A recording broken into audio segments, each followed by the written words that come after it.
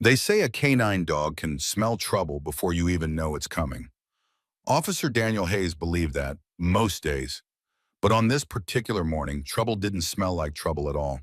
It smelled faintly of diesel fumes, fresh-baked muffins from the cafe across the street, and the crisp October air rolling off the Ohio River.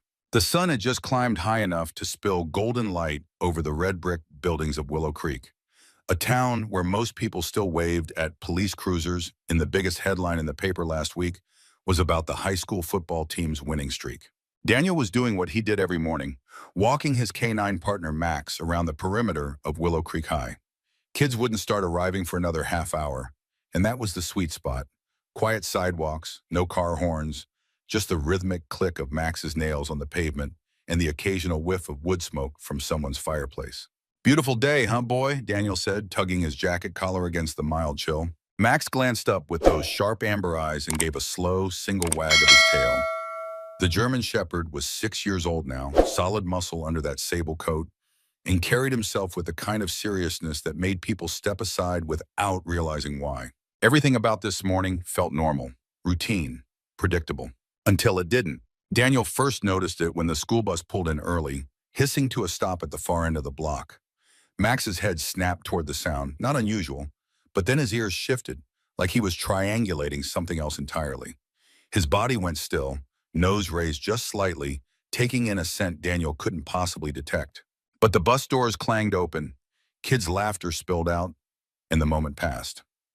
Max moved on when Daniel gave the heel command, though not as quickly as usual. "Come on, partner," Daniel said, not thinking much of it. They rounded the corner, passing the small row of maple trees that lined the fence between the school and the bus terminal. The leaves were a riot of red and gold, some drifting down to stick to Max's fur. Daniel's radio crackled with a call from Officer Marissa Cole, who was covering the other side of campus. "All quiet on my end. You?" "Same here," Daniel replied, eyes sweeping over the empty baseball field. "Max says the squirrels are still a threat, though." Cole laughed, and the radio fell silent again. It was only when they looped back toward the side street that Max slowed. This time there was no mistaking the change.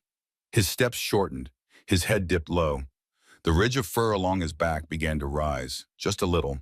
"Something's got your attention," Daniel murmured. Max moved toward the chain-link fence that marked the far edge of school property, where it butted up against the town bus terminal. On the other side, people were moving in a slow weekday rhythm, drivers leaning against bus doors with styrofoam cups, a few commuters heading for the downtown route. But Max wasn't looking at the people. He was staring toward the loading dock, where a jumble of old lockers and broken desks had been stacked for weeks. Daniel frowned. "Rats again?" Max didn't so much as twitch an ear at the voice. He just stood there, breathing in short, quick bursts, tail straight out. Daniel glanced at his watch. They still had a few minutes before buses started unloading right in front of the school. He figured a quick check couldn't hurt. "All right, let's go see," he said, unclipping the leash so Max could move more freely. Max crossed the fence line through a maintenance gate, paused silent on the cracked asphalt. Daniel followed, one hand resting on his duty belt, not because he expected trouble, but because that's what muscle memory made him do. The closer they got to the loading dock, the more focused Max became. It wasn't the frantic energy of chasing down a fleeing suspect. This was the slow, deliberate tracking he did when something was hiding in plain sight. Daniel scanned the ground. There were a few old pallets stacked along the wall, an overturned trash bin, and just beyond the shadow of the dumpsters, a gray duffel bag. Nothing about it screamed danger. It had a faded sports logo on the side, the kind you'd see in any high school locker room. But something about the way it was wedged between the dumpsters and the wall looked deliberate. "Max, what have you got?" Daniel asked softly. Max sniffed once, twice, then sat, perfectly still, gaze locked on the bag. Daniel's stomach gave a small, uneasy twist. Sitting was the signal Max used when he found something that needed immediate attention. Drugs, explosives, or on rare, haunting occasions, something alive. He took a step back, keyed his radio. "Cole, I've got an unattended bag near the bus terminal loading dock. Max is indicating. I need you over here." "Copy that," she said, her voice tightening. Daniel kept his eyes on Max, who hadn't moved a muscle. The world seemed to narrow down to just the two of them and that gray duffel bag. A bus engine rumbled to life somewhere behind him, the sound muffled. Someone shouted a goodbye. A gust of wind stirred a candy wrapper across the asphalt. Cole arrived less than a minute later, her patrol boots scuffing the ground. "Let's clear the area without spooking the kids," she said, already moving to block the line of sight from the terminal. They began a quiet practice sweep, sending maintenance staff back inside, steering a couple of curious freshmen toward the front of the school. When the last pair of eyes was turned away, Daniel crouched about 6 feet from the bag. "Could be nothing," Cole murmured. "Max doesn't do nothing," Daniel said. "They called in the bomb tech unit because that's protocol. You don't take chances, not with a school in the background." The minutes stretched, the October breeze cutting through Daniel's uniform while Max stayed rooted in place. The tech arrived in a heavy vest, scanning the scene with calm precision. "Let's start with a visual check." Daniel and Cole stepped back as the tech moved closer. He leaned in, inspecting the seams, the zipper, the straps. He didn't touch it at first, just looked, head tilted slightly. From here, it still looked like a forgotten gym bag. "Could be someone's gear," Cole said under her breath. "Gear doesn't make Max sit like that," Daniel replied. The tech finally knelt, reaching out just enough to tap the side of the bag with his gloved fingers. No metallic clink, no hollow sound. Daniel felt the smallest breath of relief until Max made a sound Daniel had only heard twice before in his career, a sharp, high whine. The last time he'd heard it, they'd pulled a half-conscious overdose victim from the bushes behind a gas station. Daniel's pulse kicked. The tech looked back over his shoulder. "Feels like movement." Daniel's hand went to his radio automatically, but he didn't call it in yet. The air between them seemed to thicken. "Let's keep it quiet," he said. "Don't want a scene." The tech gave a quick nod, then reached for the zipper. He stopped short, looking to Daniel for the go-ahead. Daniel's jaw tightened. "Do it." The zipper moved a few inches, slow enough to keep whatever was inside from spilling out. A small gasp broke the silence, from the tech, not from Daniel. Inside, barely visible through the gap, was an eye, wide, glassy, and terrified. Before Daniel could process it fully, Max crept forward on his belly, tail low but wagging in short, hopeful flicks. The tech pulled the zipper a little more, revealing a small face pressed against the dark fabric. A child. Daniel moved in fast, hands gentle but firm, peeling back the opening. The child was breathing, eyes darting between him and Max. There was duct tape over the mouth, wrists bound loosely in front. Daniel's voice went soft, instinctively warm. "You're okay now. We've got you." He didn't ask who had put the child here, or why. Not yet. As Cole reached for her radio to call paramedics, Daniel glanced at Max. The dog had settled into a sit again, eyes locked on the child like he understood the weight of what they'd just found. And here's where I'll pause for just a second, because if you believe dogs like Max deserve the recognition they rarely get, you'll love the real-life stories we share every week. Take a moment to hit that subscribe button for Heroes for Animals on YouTube, because you never know when the next story might change the way you see these incredible partners forever. The child blinked slowly, still in shock, as the tech carefully cut the duct tape.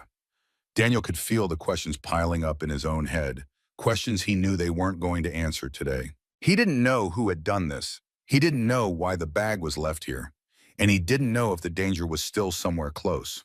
But he knew one thing for certain: Max had just saved a life.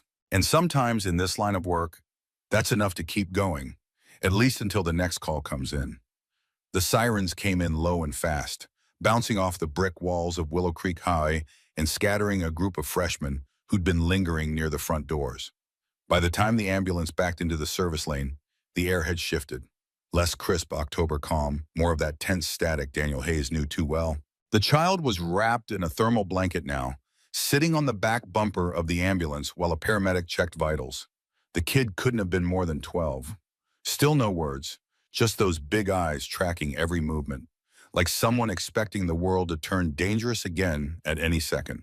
Cole crouched near the ambulance, trying to get a name. "Can you tell me what your parents' names are? Or your address?" The kid's lips parted just enough to draw a shallow breath, but nothing came out. Daniel kept a few feet of space between them. He'd learned over the years that sometimes too much attention from a uniform right away made it harder for a shaken kid to open up. Instead, he stood with Max, who sat calmly, eyes half closed, like he was guarding without looming. "Your dog's incredible," one of the paramedics said as she packed away at her blood pressure cuff. "Without him," she let the sentence trail off. Daniel gave Max a scratch behind the ear. "He's got a nose for what matters." Still, the question gnawed at him. Who leaves a child stuffed in a duffel bag near a school bus terminal in broad daylight? The bomb tech unit rolled out after confirming no explosive threat, and the crowd control barriers came down. But Daniel's gut said this wasn't over, not by a long shot. Chief Rollins arrived on scene next, next, gray hair sticking out from under his cap. He gave Daniel a once-over, then flicked his eyes toward the kid. "You pulled this one out?" "Max did," Daniel corrected. Rollins grunted. "Good. Keep it quiet. Last thing we need is panic before we know what we're dealing with." "Understood." Daniel and Cole walked a slow circuit of the loading dock area, Max trotting between them, still sniffing as if the bag had left an invisible trail. The dumpsters, the stacked lockers, the scuffed asphalt, none of it looked out of place. But Daniel had worked enough scenes to know that the absence of obvious clues was its own kind of signal. Cole pointed toward the chain-link fence. "Look there." On the inside of the fence, just below the latch, was a fresh scrape in the paint, bright silver showing through the weathered green. Daniel crouched, running a gloved finger along the mark. "Could be nothing." "Could be the bag got dragged through here," Cole countered. Max's nose was already working the spot, breathing in short bursts.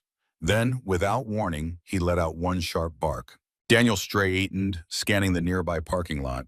It was mostly empty now, just a few staff cars and a delivery truck with its hazard lights blinking. "You think they carried the kid in that way?" Cole asked. Daniel's mind worked through the possibilities. If they did, they didn't waste time. Could have dropped the bag and walked away before anyone noticed. Cole's radio chirped, dispatch asking if they were ready to transport the child to St. Vincent's for evaluation. She gave the go-ahead, and the paramedics gently coaxed the kid into the back of the ambulance. Daniel watched as the doors closed, feeling that knot in his gut tighten. Max leaned against his leg, quiet and steady. Back at the cruiser, Daniel keyed the mic to call in their report. His voice stayed even, but he kept replaying the moment he'd unzipped that bag. The way the child's eyes had locked on his, not just in fear, but in recognition of something. Not of him specifically, but of safety.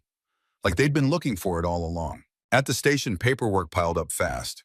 Daniel sat at his desk, Max curled up at his feet, while Cole tapped out her incident summary on the next computer over. "You notice the kid's clothes?" she asked without looking up. Daniel frowned. "School uniform, navy polo, khakis. Why?" "They were spotless. Not a wrinkle, not a smudge of dirt. Doesn't fit the picture of someone grabbed off the street and stuffed in a bag." Daniel thought back. She was right. Even the sneakers had been clean. "Which means?" he asked. "Means we might not be dealing with a random snatch and grab," Cole said. "Could be somebody sent them here." Daniel leaned back in his chair, the thought sinking in. Sending a child to a school in a bag wasn't just cruel, it was deliberate. The station door buzzed and Chief Rollins stepped in. "Detectives want the full scene report by noon, and Hayes, Max is coming to the follow-up briefing." Daniel raised an eyebrow. "The dog?" "After today, yeah," Rollins said, then left without further explanation. Cole grinned. "Guess Max made an impression."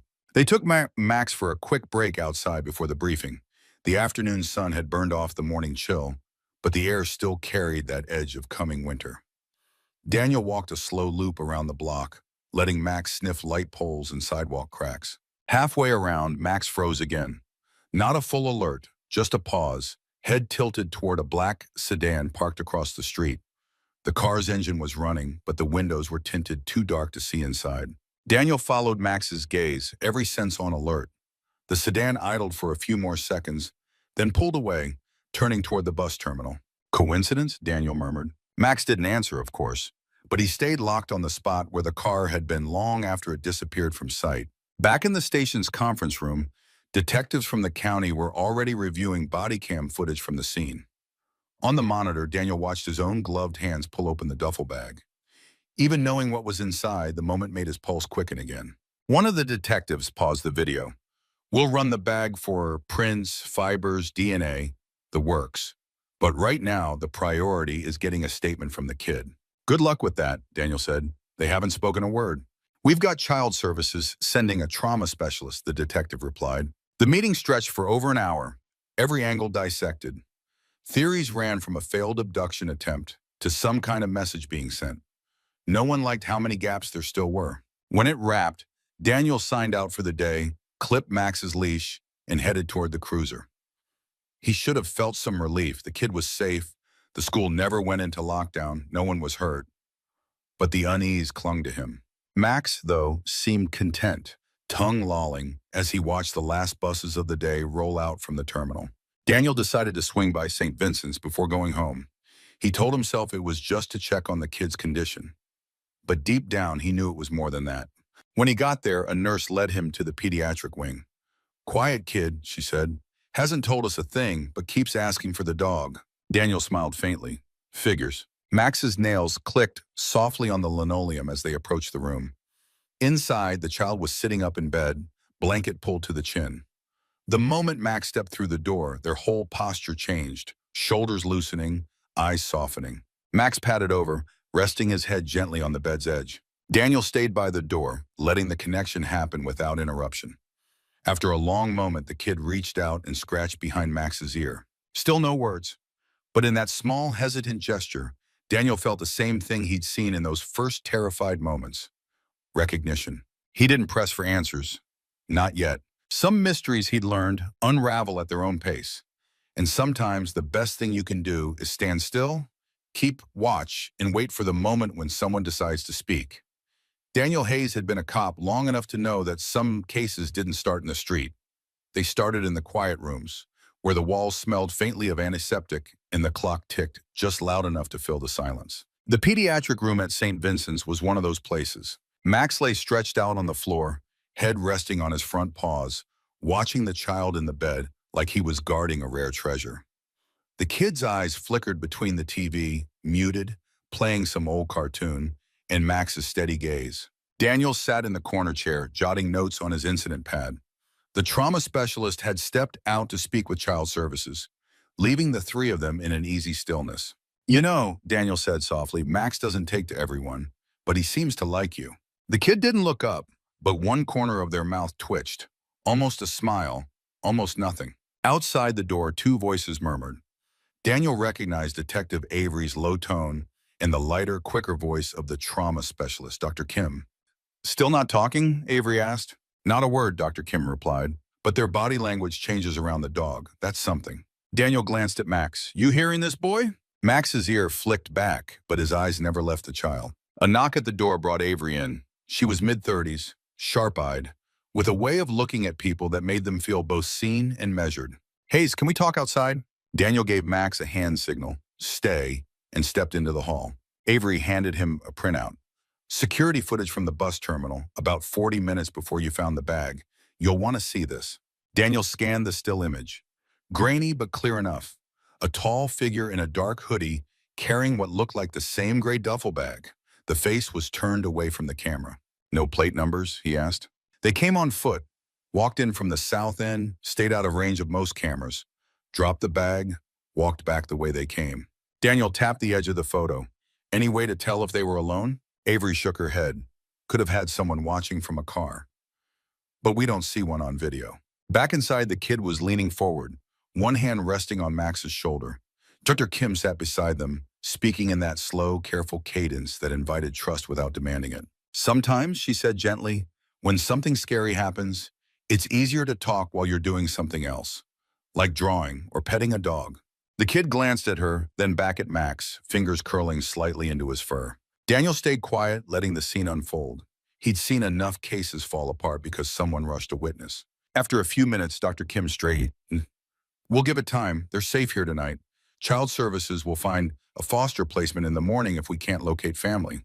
That last part landed heavy. Family could mean a lot of things, good ones, bad ones, or the kind that looked fine from the outside until you saw what was really going on behind closed doors. Daniel left the hospital with Max just after sundown. Willow Creek's main drag was already winding down for the night. The diner's neon sign flickered. The last few shops clicked their deadbolts. The air was cooler now, laced with the smell of burning leaves from someone's backyard pile. In the cruiser, Max curled up in the passenger seat, eyes half closed. Daniel let the radio hum quietly, half listening to chatter from other units. A call came in from dispatch. "Unit 21, be advised. Security at Willow Creek High reports an individual loitering near the south fence. Description, male, tall, dark clothing." Daniel's pulse kicked. He grabbed the mic. "Unit 21 en route."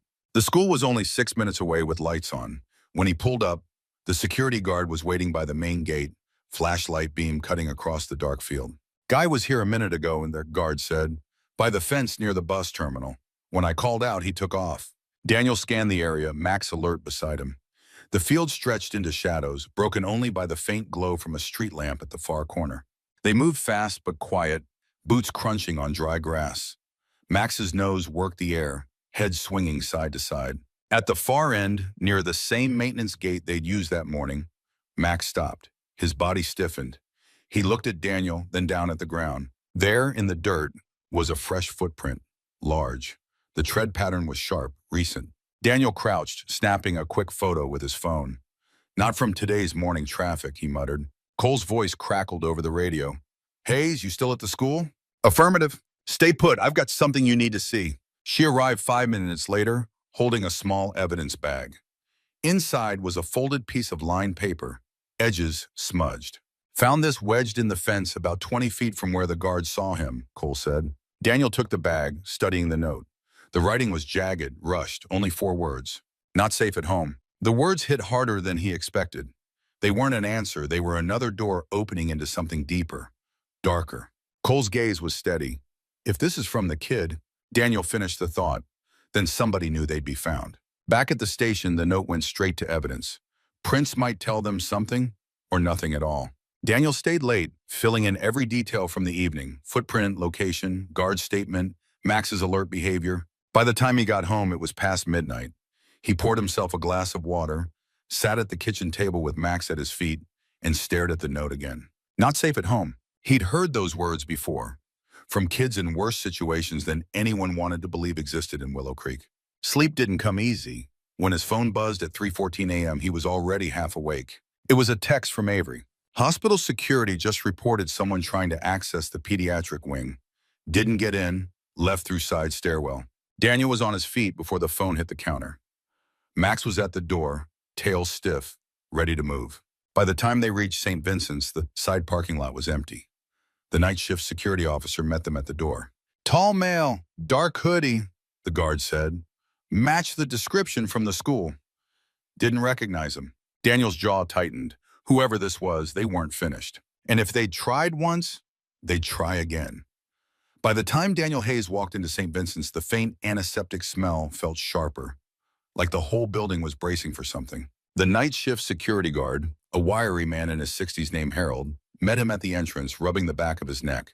I was making rounds by the side stairwell, Harold said, and saw him on the 3rd floor landing, trying the door to pediatrics. Hoodie up, kept his head down. When I called out, he bolted down the stairs and out the side exit. Couldn't catch him. Daniel's gaze swept the lobby windows, checking the lot outside. Empty, save for a single sedan parked crooked under a flickering light. You get a look at his face? No, but I'd bet he's the same guy they saw at the school. Max stood beside Daniel, tail rigid, scanning the space like he was reading invisible trails in the air. Daniel followed Harold to the stairwell. The heavy metal door to the pediatric wing was locked, but the scuffed paint around the handle told a story. Someone had tried to force it. Not with brute strength, but by quick, repeated jiggling. The kind a pro used when they thought they had a few seconds before being spotted. He crouched, running a gloved finger along the edge. Any cameras here? Harold shook his head. Budget cuts. Admin's been promising to install one for years. Dr. Kim appeared at the end of the hall, still in her scrubs, dark hair pulled into a messy bun. I moved the child to a different room, she said quietly. Didn't want them anywhere near that door. Daniel's chest eased a fraction. Good call. She studied Max for a moment. Funny thing, when I told the kids someone had tried to get in, they didn't look surprised. They just pulled the blanket up and stared at the wall. That detail landed heavier than he wanted it to. Daniel stepped into the new room a few minutes later. The lights were dim, the TV on low. Max padded straight to the bed, resting his chin on the mattress edge. The kid reached out automatically, fingers curling into Max's fur. Daniel pulled the lone chair closer.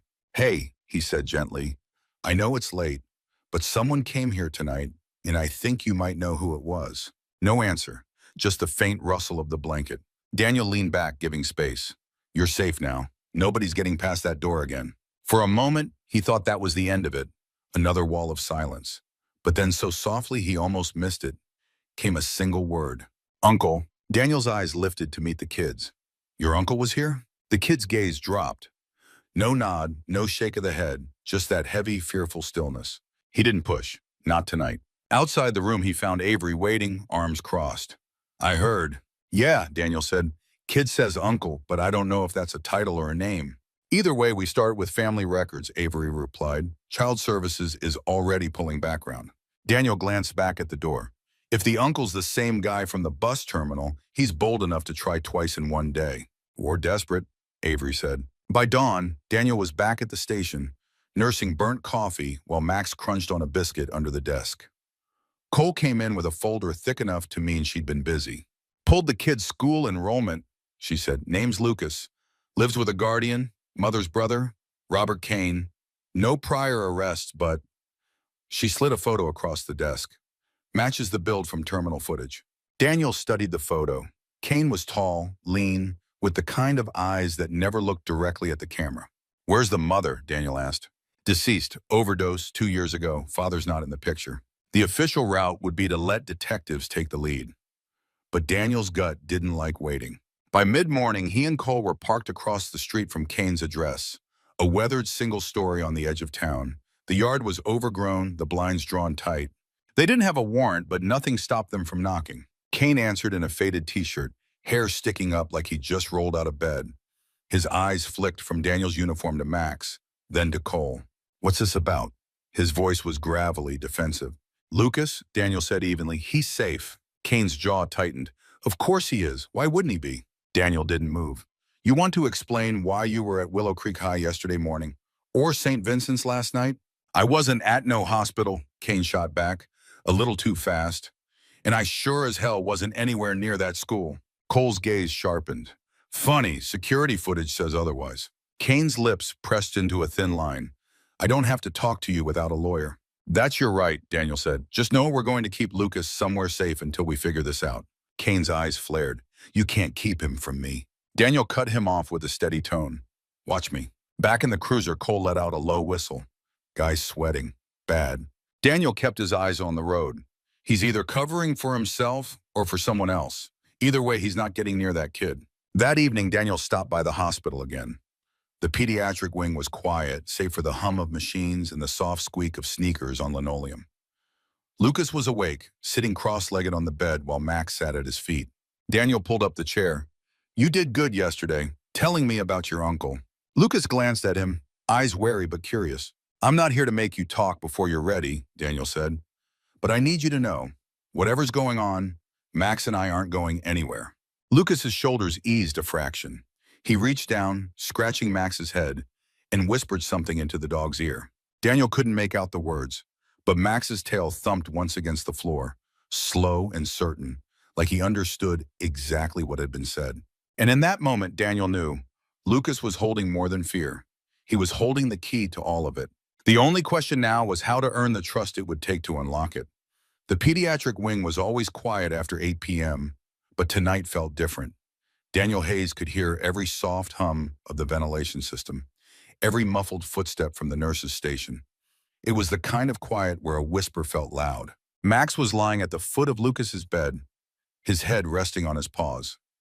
Lucas absently stroked the thick fur along Max's neck, eyes fixed somewhere far away. Daniel sat in the same chair he'd been in the night before, leaning forward with his forearms resting on his knees.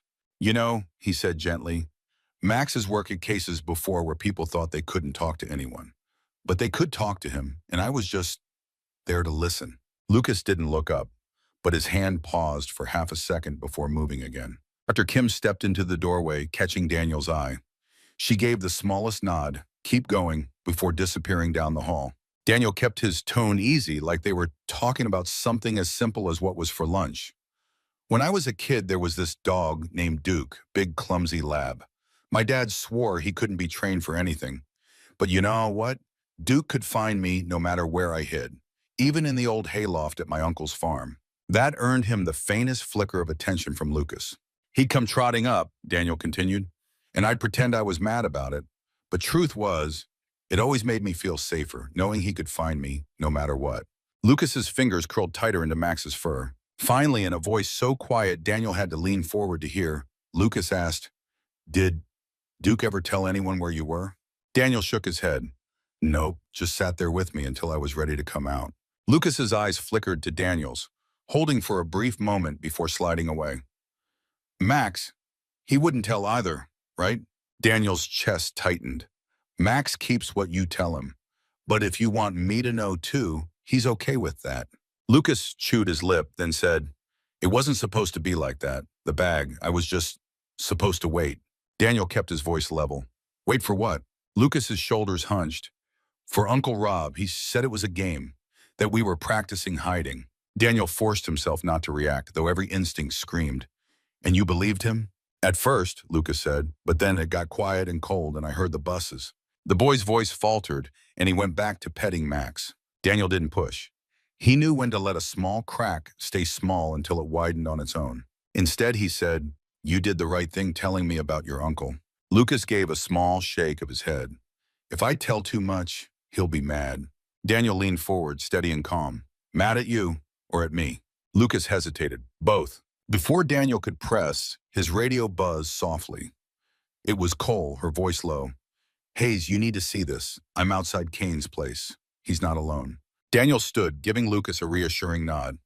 "Max and I will be right back." Max got up instantly, but Lucas's hand shot out, gripping the dog's collar. "Promise you'll come back?" "I promise," Daniel said, and he meant it. Outside the hospital, the night air was sharp with the scent of rain on the way. Daniel drove to Kane Street, headlights off until he was half a block away. Cole was leaning against her unmarked car, eyes locked on the house. Through the front window, faint yellow light spilled across the blinds. A shadow moved past, too short and slight to be Kane. "Who's in there?" Daniel asked. Cole shook her head. "Not sure, but they're careful. Haven't come close enough for me to get a clean look." They waited, the quiet broken only by a far-off bark and the hum of a passing truck. Then the front door opened. A woman stepped out, mid-30s, wearing a hooded sweatshirt, hair tucked inside. She glanced both ways down the street before jogging to a waiting car. Cole lifted her camera, snapping a few shots. Not a local, no plates in the system. The car pulled away and Kane appeared in the doorway, watching until the taillights vanished. Then he shut the door. Daniel exhaled slowly. "You think she's the reason he's pushing to get Lucas back?" Cole shrugged. "Could be family, could be something else entirely." Daniel glanced at Max, who was staring at the house with that same intense stillness he'd shown near the bus terminal. The next morning, Daniel was back at the hospital before sunrise.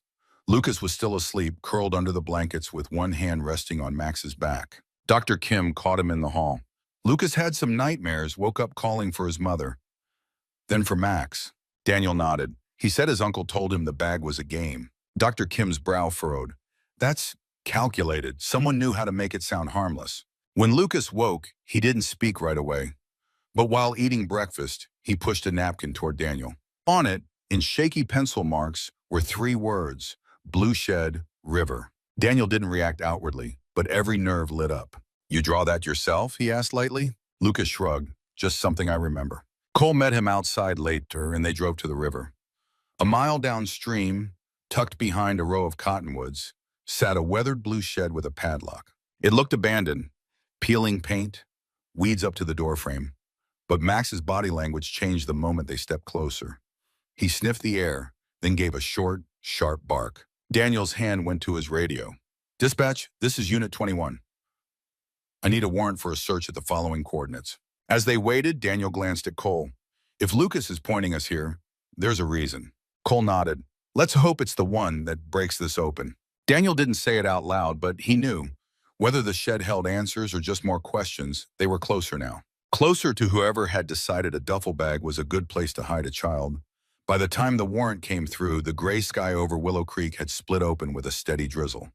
It turned the dirt path to the shed into a slick ribbon of mud and made the river smell raw and metallic. Daniel Hayes stood just beyond the tree line, rain beating on the brim of his cap.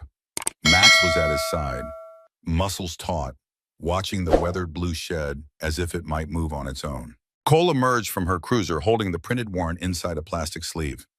"Judge signed it. Let's make it quick, before whoever owns this place hears we're here." Daniel nodded. "Max first." The padlock on the shed was newer than the rotting boards around it, shiny, without the pitted rust that came from seasons of rain.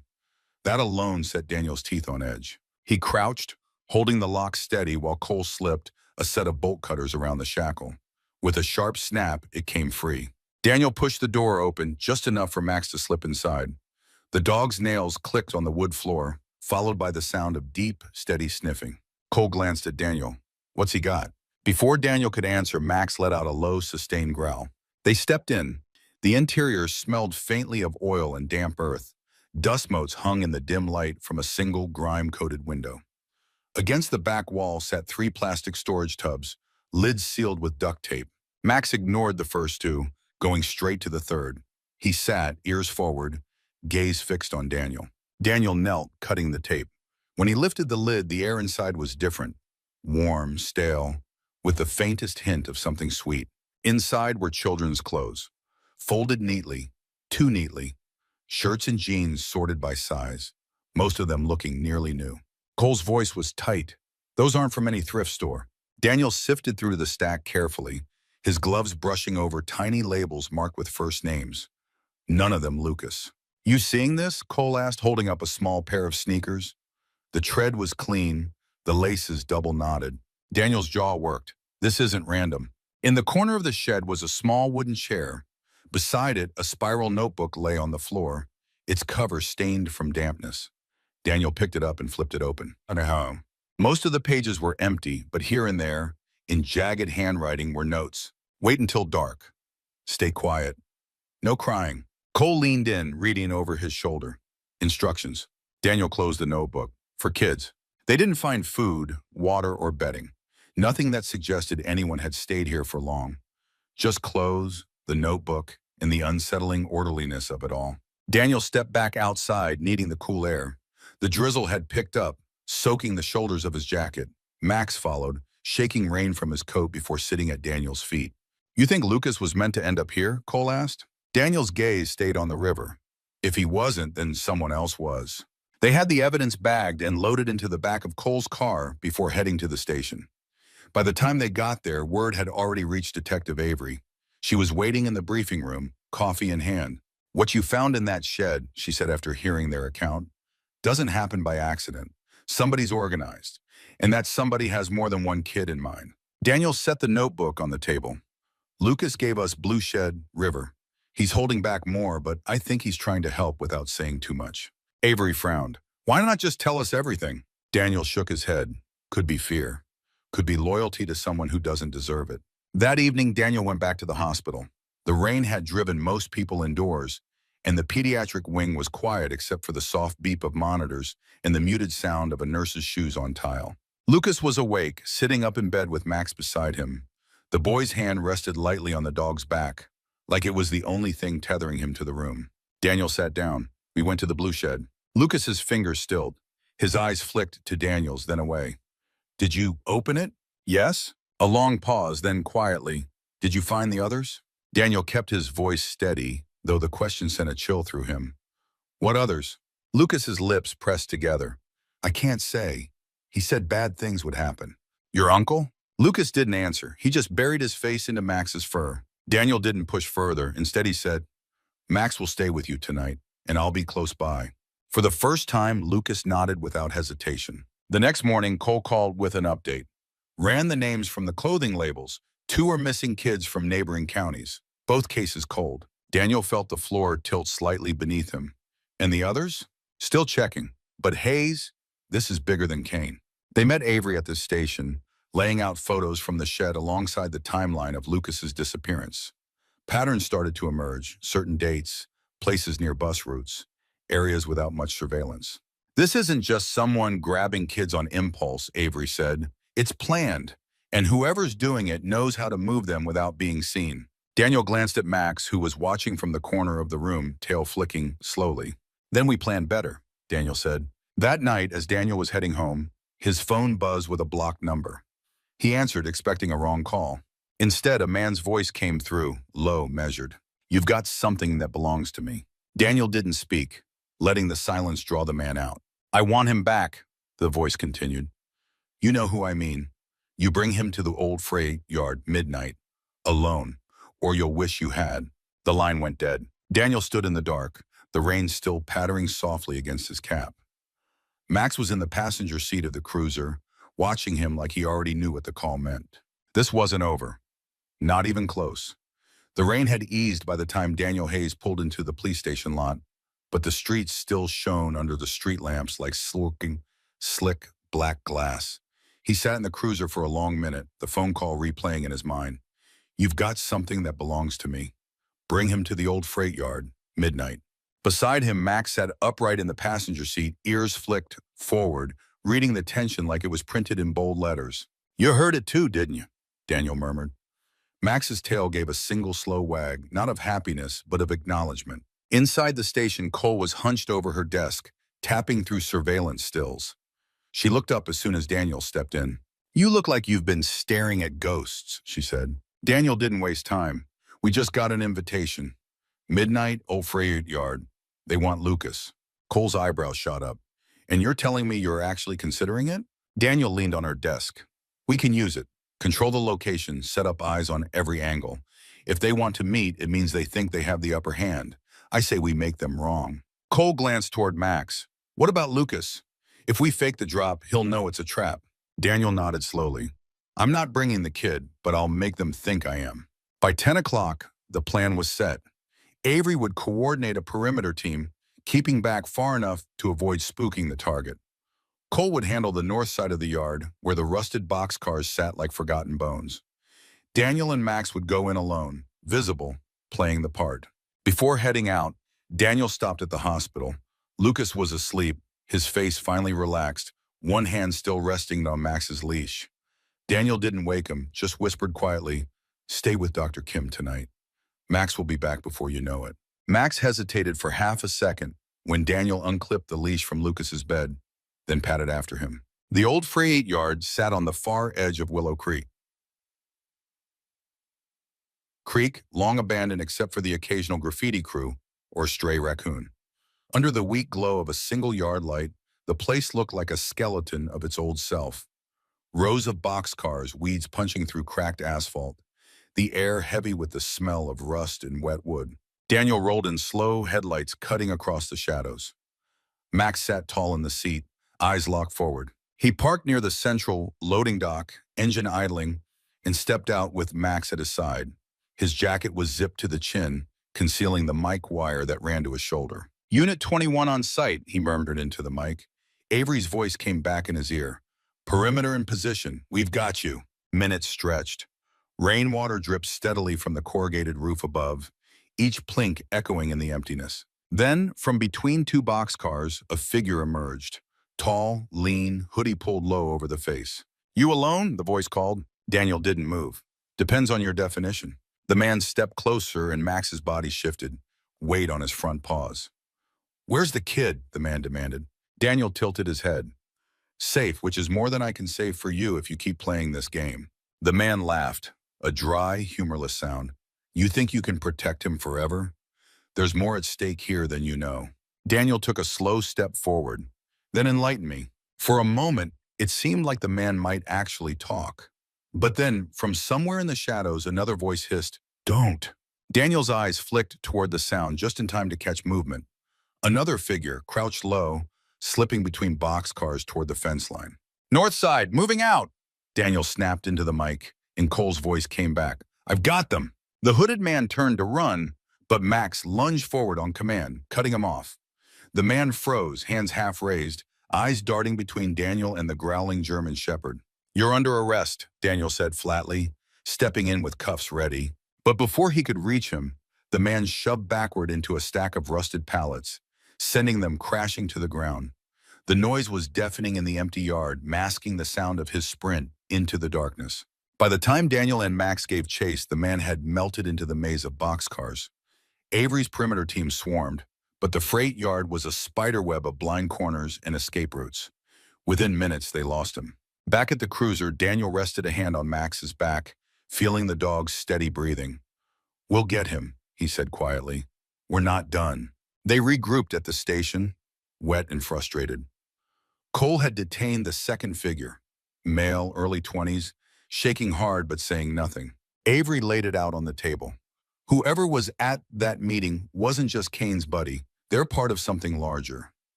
And they're getting nervous. Daniel nodded. thinking of Lucas's question in the hospital. Did you find the others? At dawn, Daniel drove back to St. Vincent's. Lucas was awake this time, sitting up in bed with a wary look that softened when Max trotted in. Daniel sat down. We went to the place they told me to go, the old freight yard. Lucas's expression tightened. That's where he cut himself off, glancing at Max instead. Daniel kept his voice even. I'm not asking you to tell me everything. Just tell me if I'm looking in the right place. After a long pause, Lucas gave a tiny nod. That nod was enough. Enough to know they were close. Enough to know the freight yard wasn't just a meeting spot. It was a link in the chain. Daniel reached over, giving Max's collar a gentle pat. We'll keep going. You don't have to be afraid. For the first time, Lucas's mouth twitched into the smallest smile. I'm not... When he's here. He nodded toward Max. Daniel smiled back. Then he'll be here. Outside the hospital, the rain had stopped, and the streets of Willow Creek were waking up. School buses rumbled along their routes, shop lights flickered on, and the river glimmered in the first pale light of day. Daniel knew the road ahead was still long, the questions still outnumbered the answers. But he also knew one thing for certain. Whoever was behind this had made a mistake the moment they thought they could outplay Max. And that mistake was going to cost them. Thank you for following this chapter of the story. If you were in Daniel's place, would you have gone to the freight yard alone or set a bigger trap? I'd love to hear what you'd do.